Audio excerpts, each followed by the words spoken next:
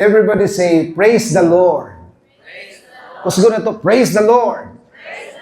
Hallelujah.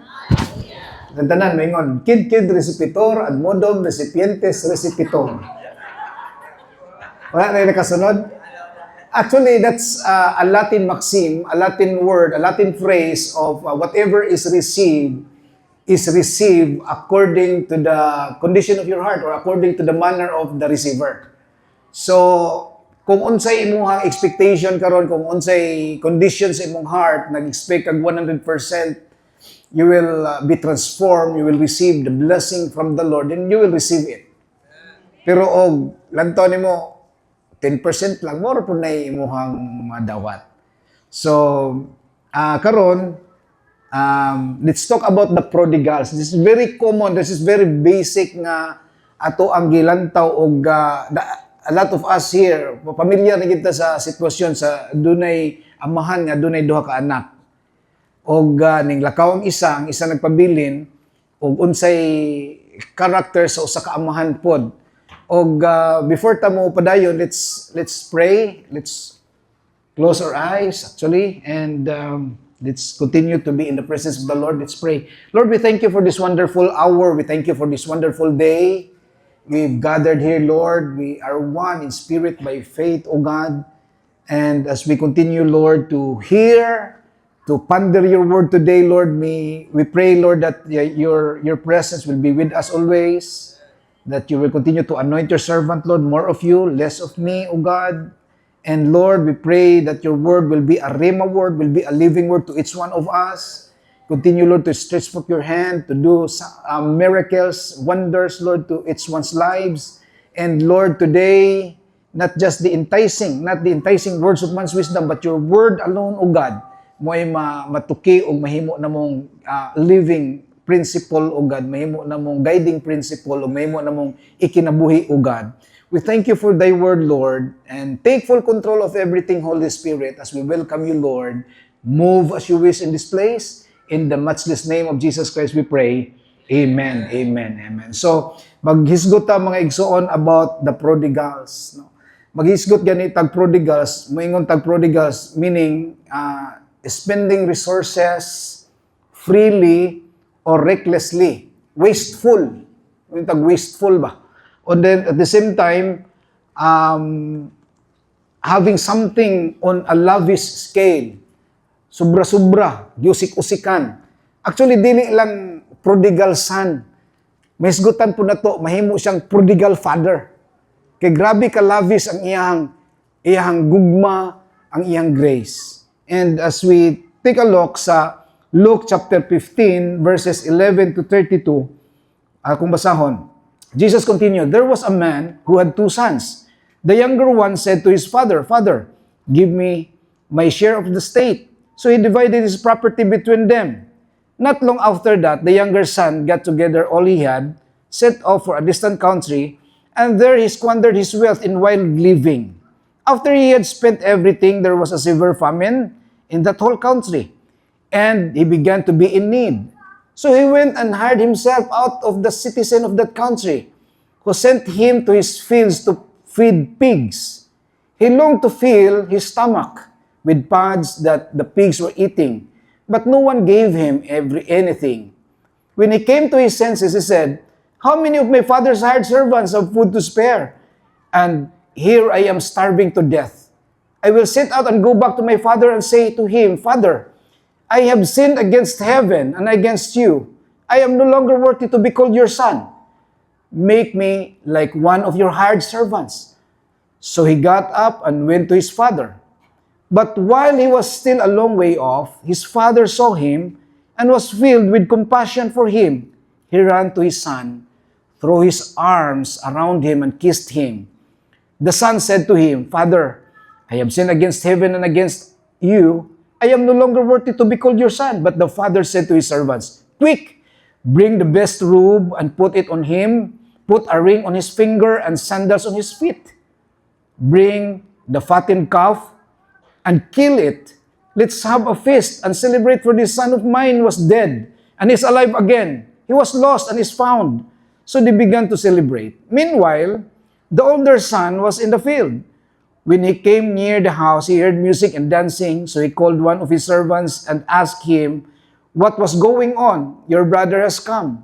He replied, "And your father has killed the fattened calf because he has him back safe and sound." The older brother became angry and refused to go in. So his father went out and pleaded with him. But he answered his father, "Look, all these years I've been slaving for you and never disobeyed your orders, yet you never give me even a young goat so I could celebrate with my friends. But when this son of yours who has squandered your property with prostitutes come home, you killed the fattened calf for him." "My son," the father said, "you are always with me, and everything I have is yours. But we had to celebrate and be glad because this brother of yours was dead and is alive again. He was lost and is found." God blesses the reading of His Word. So nindot kaayo nga istorya kung atong lang taon na ibugoy kay nga medyo bugoy gini nga anak kay kining manghod ba. Kay imagine na nimo lig-on pa iyang papa, nangayo na siya kabahin sa iyang kabtangan. Kayang kanang bahin sa iyang kabtangan. So one half of his ancestral land, I believe gihatag sa amahan. So kung mangayo dayta sa Ginoo kay this parable intended man gini nahimo maning ang word picture gigamit father sons, father in heaven, and we are the sons and daughters, we are the children of God. And nakita na to nga unsa di ay kumangayo ta sa atong Dios, ihatag gyud ay walay problema sa pagpangayo sa tuwa sa Ginoo. Ihatag gyud niya. Ang problema ani kay kining manghod nga anak medyo bugoy, and he squandered his wealth. Giusik-usikan niya ayang bahin. Unya, kung lantaw na to diya sa Luke chapter 15, 13 to 14, pag maulayo na gani ka, no, anak manggod ang mga anak usahay ba maguna-una, mas nindot gid nang bubiya ko diri sa amo ang pamilya kay or sa akong amahan, kay aron way mo badlong nako, ganahan sa magbuhat siya ang kagusto. Og sa dihang nagpalayo siya, iya giusik-usikan ang kabtangan nga iyahang bahin, niabot gid ang panahon nga adunay kagutom, and not long after, according to 13, verse 13 to 14, not long after that, the younger son got together all he had, set off for a distant country, and there he squandered his wealth in wild living. After he had spent everything, there was severe famine, na dakong krisis. No? Ani nga time basig wala pa yung mga krudo atong nga time nga tag 100 kapin, but kini the increases mga igsoon kaniadto pa. Og ingon diri a severe famine in that country, and he began to be in need. So makita nimo nanginahanglan na siya. Ang problema kay wala siya didto sa poder siyang amahan. Mao nay problema kung ang usa ka tawo mahilayo diha sa atong Dios. Moabot gid ang panahon nga mahimutang walay nahot ba. And makita na to ba nga it's about relationship. Makita nimo kay amahan mag-anak ang gisgutan. It's your relationship between you and your God. Kaya mo bitaw nang gitudloan ta ni Ginoong Hesus, when you pray like this, our Father in heaven. Wa man ingon diha our uncle in heaven. Our Father in heaven. It speaks about the relationship. Kaya kung kita malayo diya sa iya, kung kita malayo sa amahan, moabot gid ang punto nga mahimutang walay nahot og maglisod gid ita, because unang-una mawala ang atong covering. Ninglangiyaw siya, luoy kay siya, wala si kaila, no one give him anything. Bisan gani og kanang pagkaon bitaw sa kining pagkaon sa baboy, nang apply na lang siya nga mahimong tigpakaon sa baboy, bisan ang baboy di mo hatag niya pagkaon. Pertig yung lisuda. Mo nang mga igsoon, kung mahurot man ang tanan.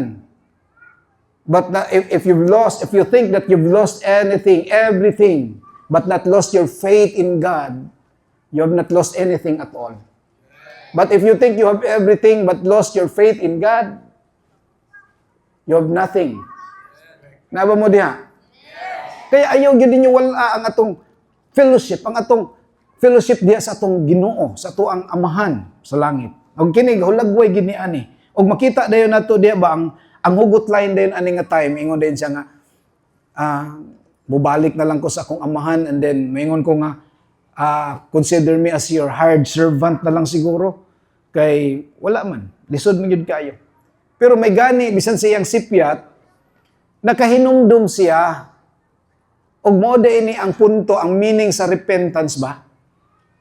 Magsugod yun sa tunguna ba? A change of mind that lead to a change direction. Everybody say repentance. So nakahuna-huna siya. Pero dili lang taman siyang una-una magigsuon, kundi iyan yung giadto, iyan yung giakto. Mingon ganitag repentance, 180 degrees ba? Then change of direction. Di pwede nga maghinulsol ka, unya, walay nabago sa imong life.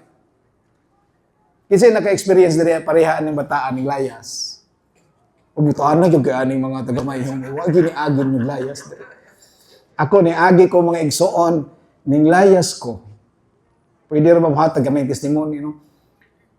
I'm not proud of it, but I remember it as a lesson.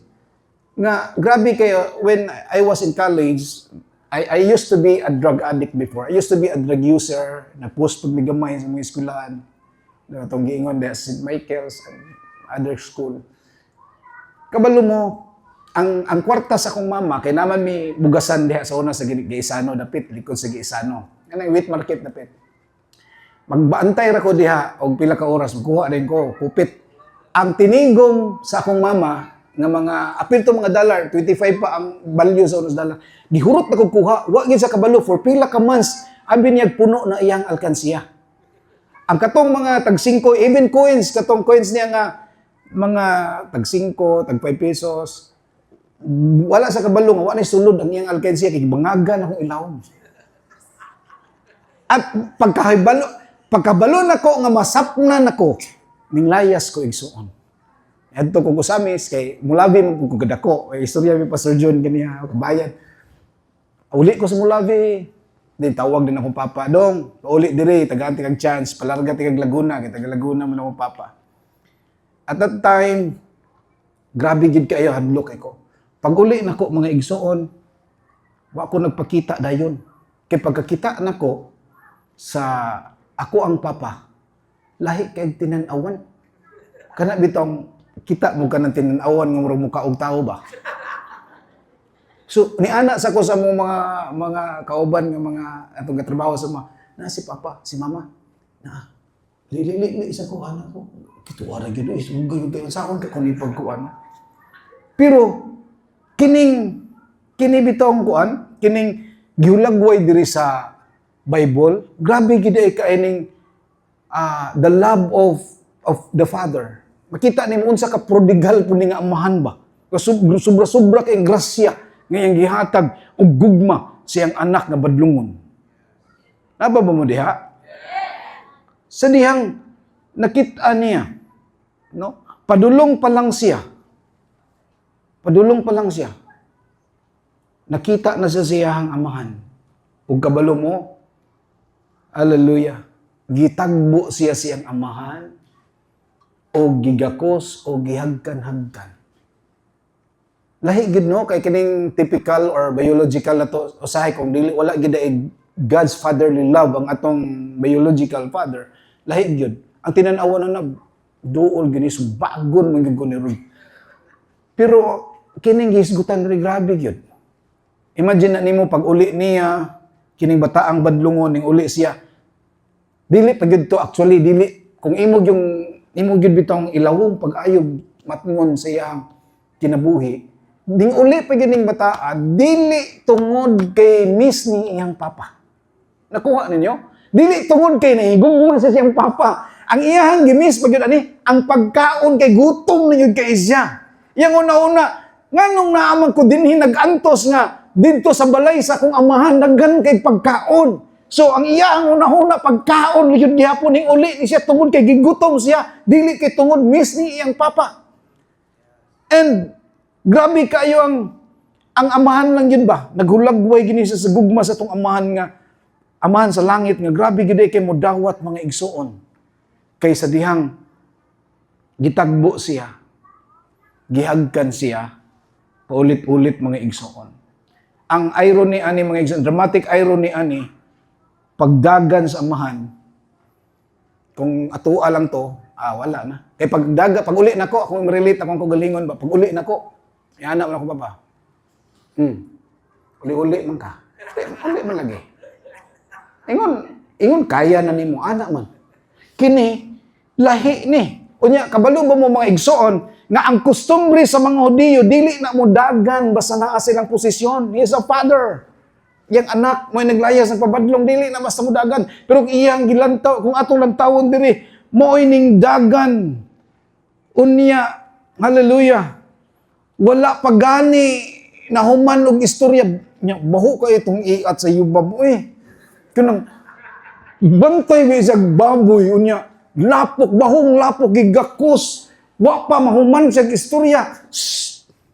Niingon pa gani siya nga, Father, I have sinned against heaven and against you. I am no longer worthy to be called your son. Wa pa sa kaingon-ingon nga himuan na lang kong hired servant. Wa pa sa kahuman. Gitawag ng kuan. Placido, pagkuha dito kuan. Pagdali. Pagkuha dito og kanang kining sandal, robe, og singsing. Kinahurot na siguro to. Ang iyang singsing, daghan siguro ko ito ba? Singsing is a symbol of authority. Nahurot na to printa kung gili siguro to email sa una o Palawan mo sa kay narimate ni ganito. Unya ang iyahang mga sandal na mga nindot kay ito, mga lakos siguro to ba o atong i-paraphrase ba no? Atong i-relate karon. Nahurot na siguro to paswap niya. Ipaswapan. Pero grabe gid ang amahan, tawag niya. Grabe ang gugma sa amahan. And this really relates sa matang usang-usang nga bisan kung sa takabadlongon, God really loves you so much. Alam niyo, atong pakpakan ang gugma sa Ginoo, be? Grabe yung gugma sa Ginoo. And makarelate ko sa mga kugalingon, Lord, thank you, ha, nga. Not even an iota of imagination, an iota of interest to be a pastor. Wa yung kunig yun na pastor, dodong, dili man, dodong mo ko hangga, no? Dodong Placido. Ikaw. Grabe yung kaayo ang Ginoo ba? Ikaw, grabe yung ka, Lord. Mo nang lavish yung kaayo ang gugma sa Ginoo. Kanina mo mga inso. Nanong naa ka? It's because of the love of the Lord. A person may go to hell, but he will not go there unloved. Because first of all, God loves you so much. Gigugma kapag ayo sa Ginoo. And that love, kana palang gugma sa Ginoo, kana palang gugmaha, His kindness, His mercy, His grace, His unconditional, His everlasting, His relentless love will lead you to repentance. Grabe yun. So dito sa unang anak to, sa manghod nga anak, dito sa ikaduhang anak, the older son, nga nagtuo pod ang amahan nga butan kaayo. Nagtuo pod ang amahan nga butan kaayo diri sa below nga mga verses. Ang amahan, ang anak nga gituuhan sa amahan nga buutan kay nag-uban-uban niya, obedient niya, walay reklamo nga iyang nadunggan, naaman di ay hinanakit sa kainiladman. It really relates po para sa tua, especially katong wala ming layas, wala nawala, naagyapon sa ministry, butan gyapon kay sa ministry, apan di ay ang heart na dito kanap itong mga reklamo sa kasing-kasing, mga questions sa una-una, unya naggrumble na dito, dugaya po kayo nun, sige na naman tayong na trabaho, ani, ingon, i-bless ta sa Ginoo, lagi tagi-bless lagi. Unsam dito, ani, sige na lang tagsimba, sige na lang tagkuha, kapuya po na, ani, ay. Sabi ninyo mga igsoon, actually, more than 22 years ako sa ministry, kay sugod kami ni Pastor James, sugod mi, nanagis ministry, music ministry, pero nagsugod ko chairman, tigi po sa bangko ba, chairman. So, daghan ng ministry nga mo nagian, worship team, no? Tighakot ministry, kami sa una. Naka-fellowship kami Dres Derman no na Pastor James nga maghakot-hakot kami ni Pastor Buni, kami tighakot. Tighakot na mo bulting bugataw niya.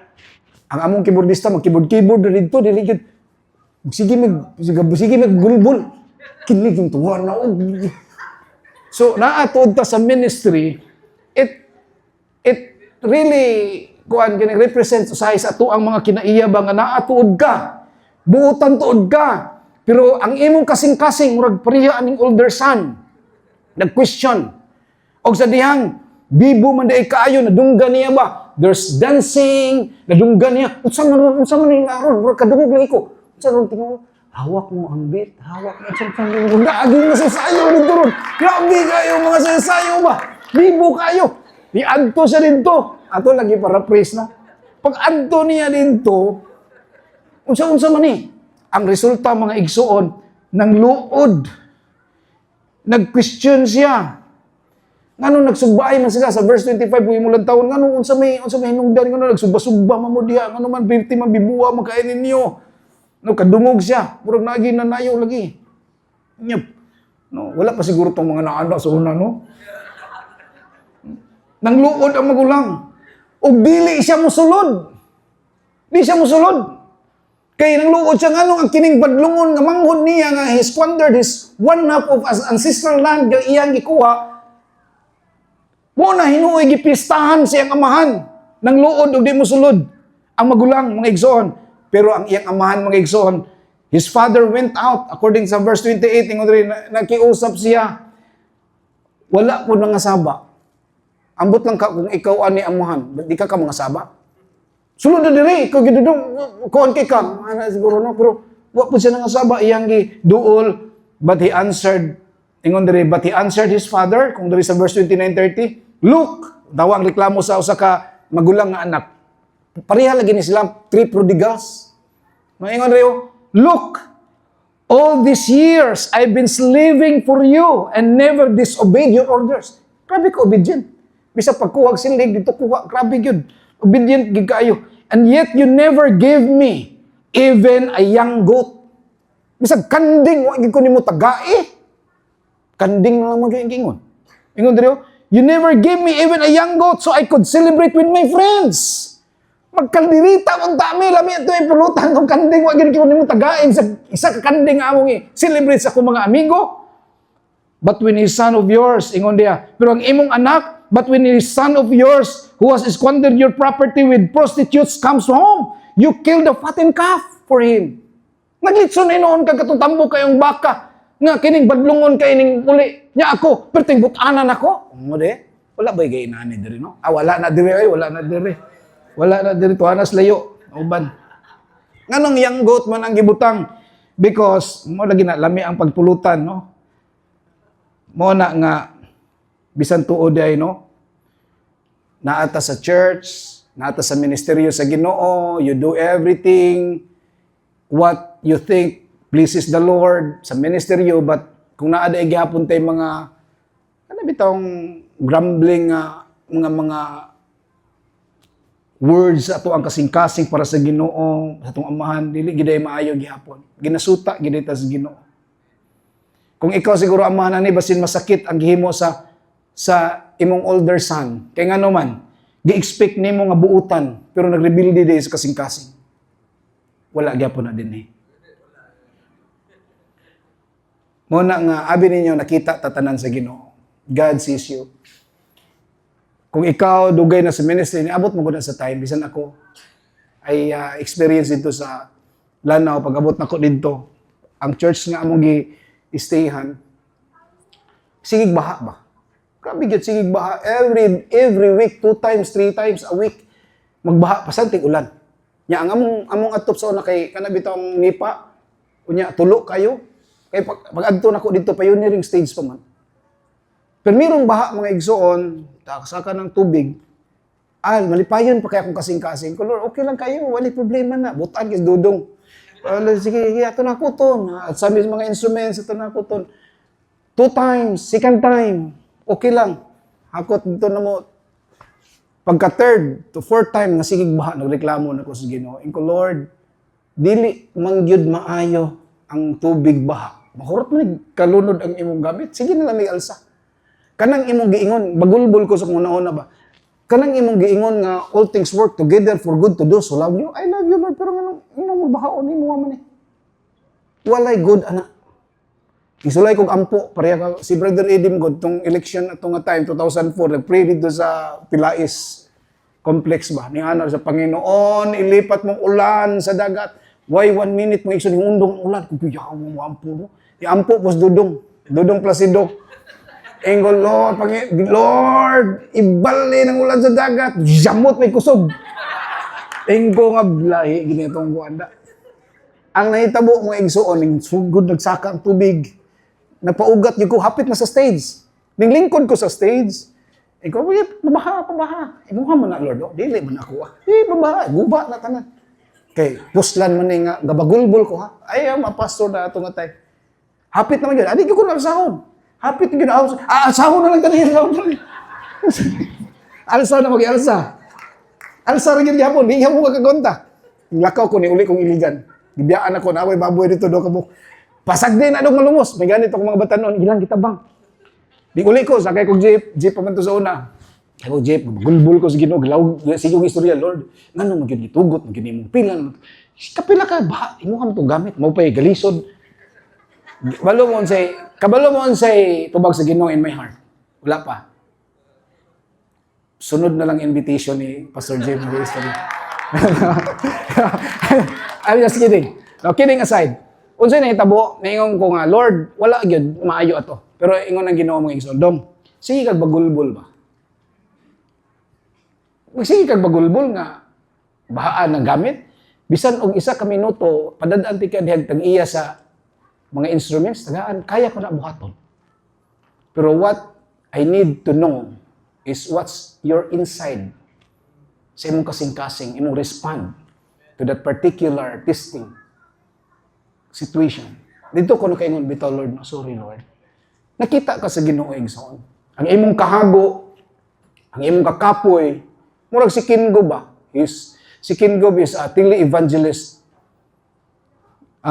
person. One time, gikapoy siya kinabuhi. He was burned out. Nilakaw siya. Ang ingon siya, Lord, I love you. Dito siya. Nangaon ang ilang pamilya dito sa Kananan. Siya, nagawa siya dito sa park. Nagkaon sila. Niya, uso pa man sa unang mga telephone booth bitaw. Lingkod siya, ingon siya, Lord, he talked to God. Ingon siya nga, Lord, kabalo mo ka sa kuha. You know everything. I love you, but I'm so tired. I want to quit. I want to retire. Kapoy na ko sa ministeryo. Kabalo ka, sige ring ang telephone booth. Sige ring, wala nito, baga kay public phone man. Pero sa siging ring, wala siya ito nga, ako lang tubagon, kaya wala magpilaing kuan. Sulayan yung tubag. Pag tubag niya mga igsoon, an operator may ingon, is this Mr. King Gob? There's someone who wants to talk to you. Natingala siya, ha? Ano ako man nga, igor mamin, labay aning lugara, nangaon pag akong pamilya dito. So nisugot siya. Ingon din ng babae nga, oh, this is Medley. Today, I will take my life. I'm about to take suicide. Mag-suicide na dito itong babae, pero ang iya ding pag-isabot po sa Ginoo siya nga, sulayan akong dayal-dayal, ani akong phone ba, kung naagani mo, sa kung iyang una-una si King Gob.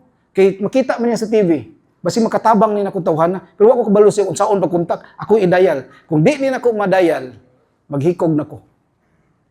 Ani kabalo mo unsa mga igsoon na ministeryohan niya itong babae si Medley. Og paglakaw ni King Gob, he was refreshed and recharged. Ingon sa siyang asawa, darling, God got my number. And he's the author of that book, God's Got My Number. Kabalo siya, kinsa ka. Kabalo siya, unsay mo struggle. Kabalo siya, unsa ka. Kabalo siya nga, naglisod ka. Because everything, nakita naman gunan niya. Pero ang gusto sa Ginoo mga igsoon, kita, sama, aning anak. It could be the person nga, aning anak nga buluyagon, pero duol gid sa amahan. Og makita na to karon ay katulong atong hisgutan kining father, ganiha, younger son, the older son, and the father. Diri sa 31 to 32, my son, the father said, you are always with me, and everything I have is yours. Hello! Kanindot ana nga promise ni Lord, oy! Kabalo mo na, magani si Kisaya, akong anak, ako ginis lang ingon sa akong duha ka anak. Nak, iampo gyud nga naay kwarta inyong papa kanunay. Kay naay kwarta inyong papa, na may kwarta. Because whatever is mine is for them also. Ingon ang Amahan, this is His promise to you, to us, the children of God. You are always with me. Kamong naa kanunay niya. And everything I have is yours.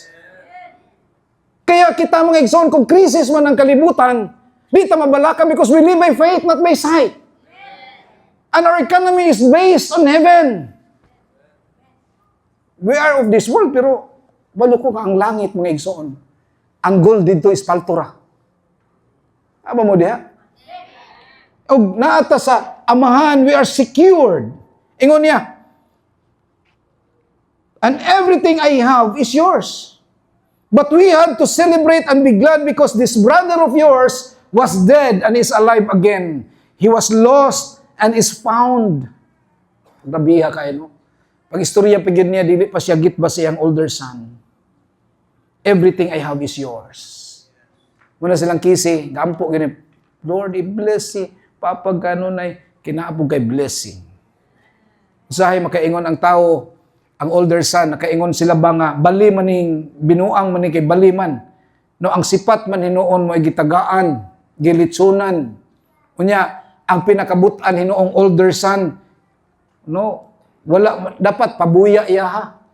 Katong isa silot, unta to, anak manggod ang kana bitang typical yun.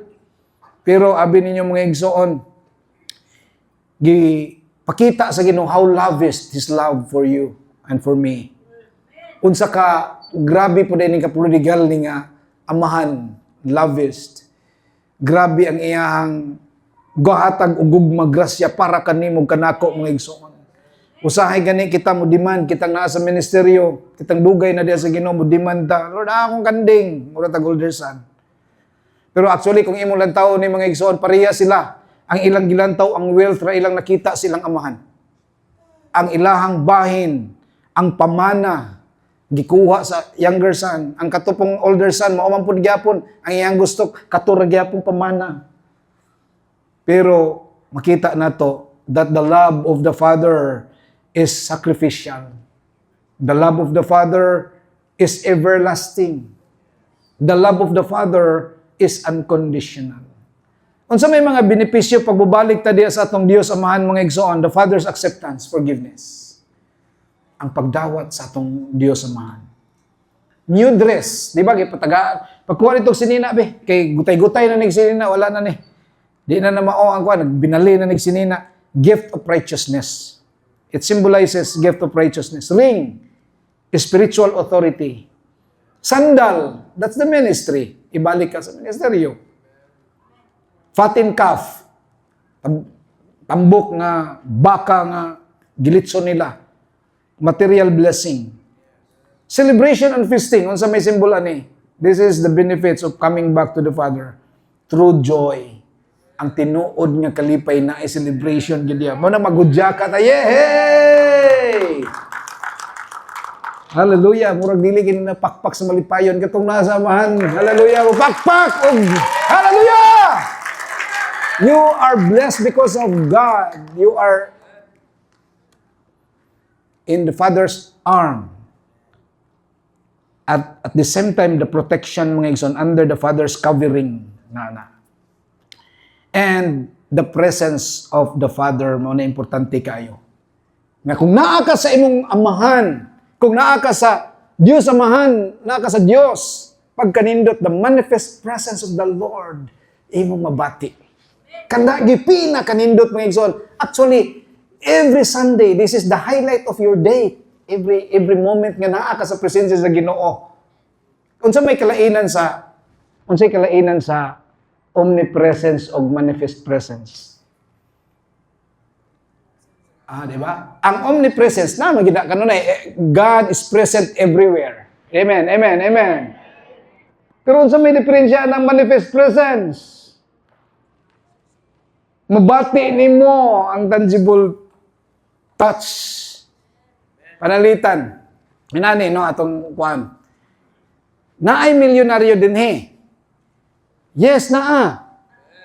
Unsaon na to pagkabati nga naay milyonaryo gyud? The moment nga tagaan kaniya. Example lang niya, example. Ay lang ko ni. The moment tagaan ka niya iPhone 17 Pro Max 2 terabyte fully paid, makaingon yung ka nga, kini mo yung milyonaryo, kay iya yung nagmanifest, di ba? Wala, kuha niya akong punto. That's the manifest presence. O kung naa ka sa presensya sa Ginoon, that's the most kanang blessing kanatong madawat mga igsuon. Kaya ayaw gid bulag mo nang gipakita gid diri sa kining parable. Ayaw bulag gid sa amahan. Ayaw gid bulag. Muna mga igsuon, balikon ako. Og naay quote sa Anonymous ba, no? I don't know kinsa Anonymous gani. God's love for us is proclaimed by its sunrise. Ano ba diya? Makita ba niyo? Balikon ako, repentance is a change of mind that lead to a change direction. Mura bang si Zaccheo? Si Zaccheo is a chief tax collector dato kayo, but noted na sila nga corrupt gyud basta tax collector kaniadto. But he was, when he encountered Jesus, when he encountered God, his life was changed. Ning talikod siya sa sala, nagrepent siya, na usabang niyang kinabuhi, wa siya walihi og giving. Wala siya ingna nga, hatag mo, aron ikaw panalanginan. Unsay nahitabo, naka-encounter sa Jesus, naingon siya, Jesus, magtutudlo, katunga sa kong kabtangan akong ihatag sa pobre. Kung naamo ko'y gitikasan, upat kapilo, akong ibalik. Oh, imagine, ano mo? Nga naman, naghinulsol siya, nahimong generoso kalit.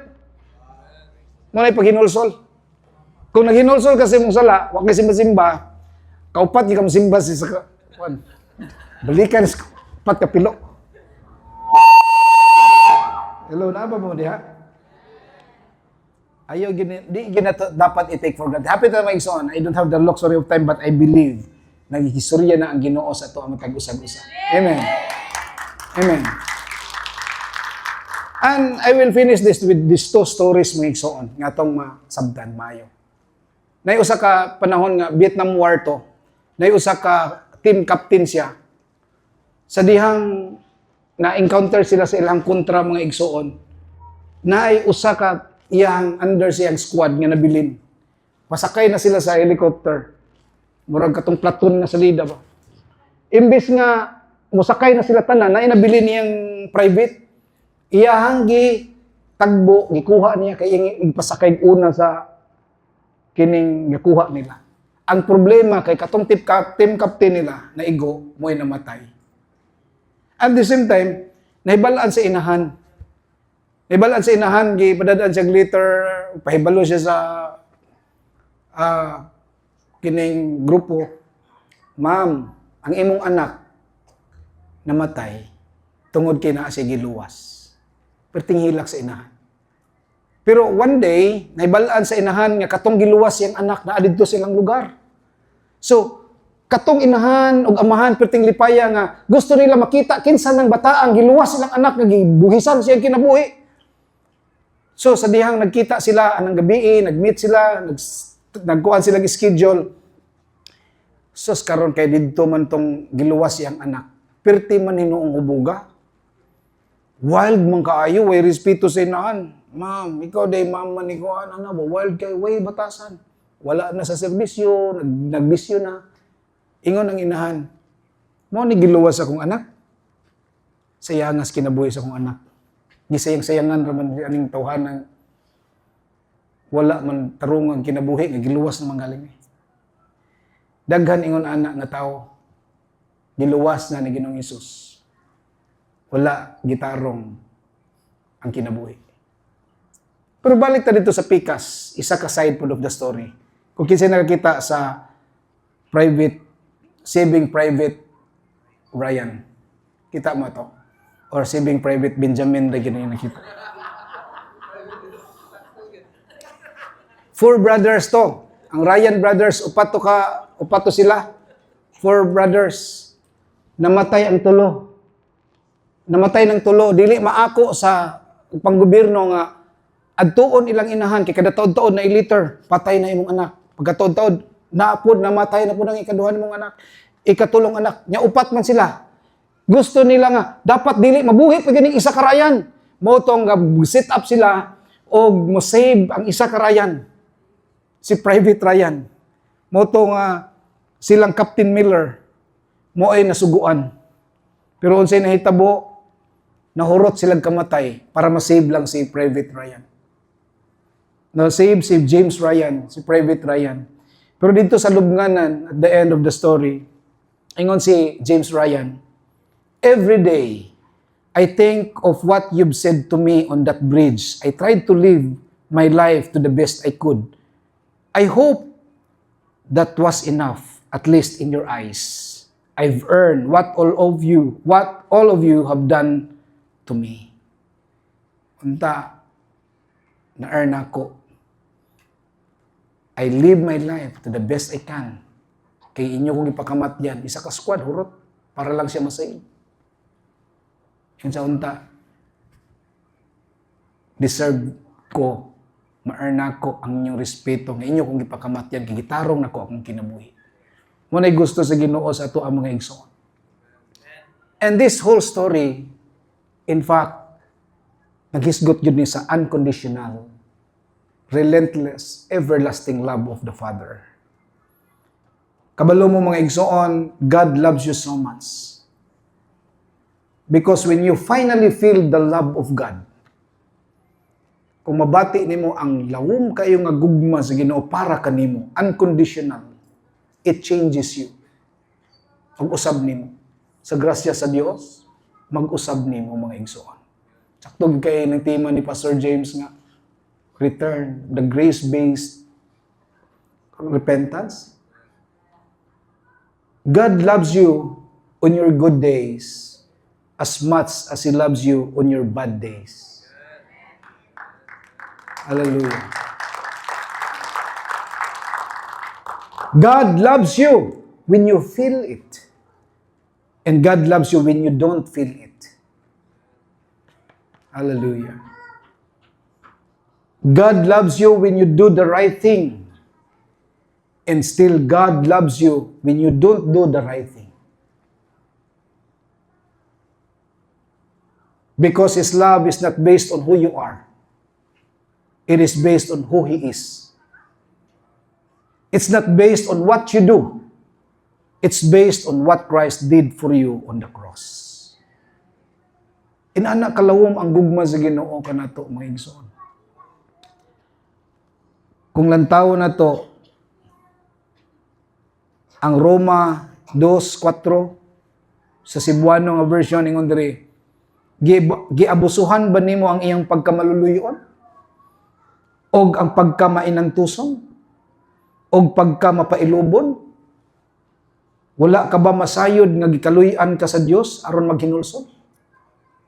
Romans chapter 2 verse 4. Mamalandong ta sa gugma sa Ginoo mga igsoon. Kasi kung hinumduman na to ang gugma sa Ginoo, His grace that is so lavished, daily grace, it will lead you to repentance. It will lead you. Di na kinahanglan lukod pa kag impierno eh.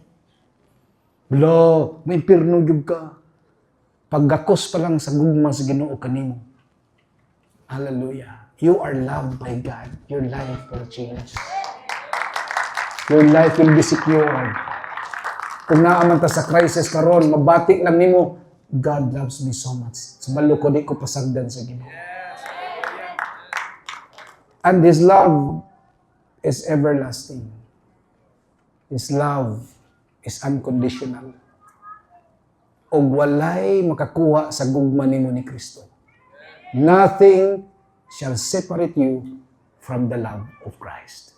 Romans chapter 8. Dili ang kapobrehon, dili ang katalagman, dili ang kawadon, not even death can separate you from the love of Christ. Dili ta kaingon nga, wala mo ginigugma na akong Ginoo kay naglisod may higugma para akong Ginoo, naglisod ko. Mga igsoon, ang pinaka-importante, ang gugma sa Ginoo. Para kanimo. Hallelujah. Before ta mo adto sa prayer, I want you to realize and I want you to meditate on that love of God. Pwede na to kantaon tong gipabaton. No? Nindot mo kayo siya og lyrics ba nga haom sa tuang paghinumdum sa gugma sa Ginoo. And I want you to feel the love of the Lord, the manifest presence of God. Kung kita ma-relate nato nga kita usa ta atong younger son, it could be the older son.